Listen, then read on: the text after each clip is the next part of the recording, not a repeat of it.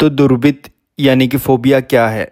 इसे ऐसे समझिए, किसी चीज़ के प्रति एक अत्यधिक डर का महसूस करना, जिसे कई लोग सामान्य मानते हैं, यही फोबिया है।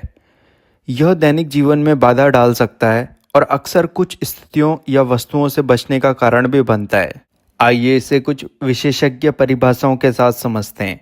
सेलिगमैन और रोजनेहैन के अनुसार यह एक ऐसा भय है जो वास्तविक खतरे से कहीं अधिक है, और कोमर इसे एक वस्तु या परिस्थिति के प्रति निरंतर अकारण भय के रूप में वर्णित करते हैं।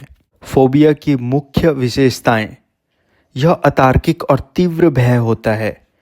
यह लंबे समय तक बना रहता है, दैनिक कार्यों में बाधा डालता है। इसमें व्यक्ति को अपने भय का एहसास होता है और भय वाली स्थिति से बचने का प्रयास करता है। दुर्भित यानी कि फोबिया के कई प्रकार होते हैं, जैसे कि विशिष्ट दुर्भित। इसमें ऊंचाई, सांप या रक्त का भय होता है। देन सेकंड नंबर पर आता है एग्रोफोबिया, यानी कि भीड़ या सार्वजनिक स्थानों का भय। तीसरे नंबर पर आता है सामाजिक दुर्भित, यानी कि लोगों के सामने बोलना या सामाजिक स्थितियों का भय। आइए अब इस भय के कारण को समझते हैं। तो सबसे पहले मनोविश्लेषणात्मक सिद्धांत फ्रॉइड के अनुसार अचेतन संघर्ष और दबी हुई इच्छाओं के कारण हमारे अंदर यह भय होता है। उदाहरण के तौर पर, यदि किसी व्यक्ति के मन में कोई दबी हुई चिंता हो तो वह बिना किसी वास्तविक कारण के कुत्ते, सांप या अंधेरे से अत्यधिक डरने लग सकता है। वास्तव में उसका भय उस वस्तु से नहीं, बल्कि उसके अचेतन मानसिक संघर्ष से जुड़ा होता है।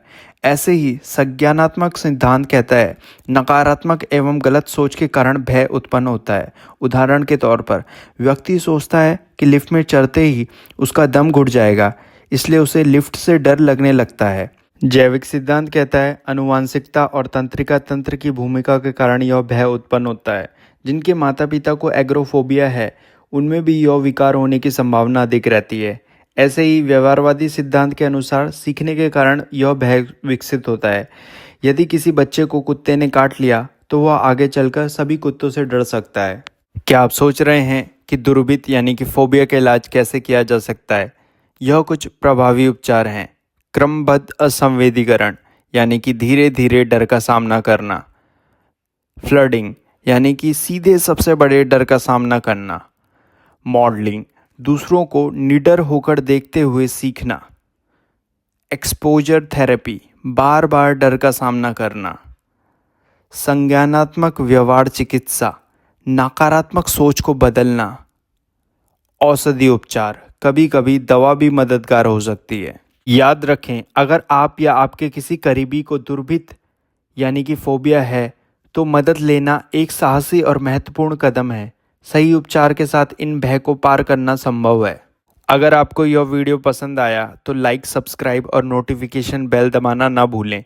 अपने विचार हमें कमेंट में बताएं। अगले वीडियो तक अपने डर का सामना करें और जिज्ञासु रहें। धन्यवाद।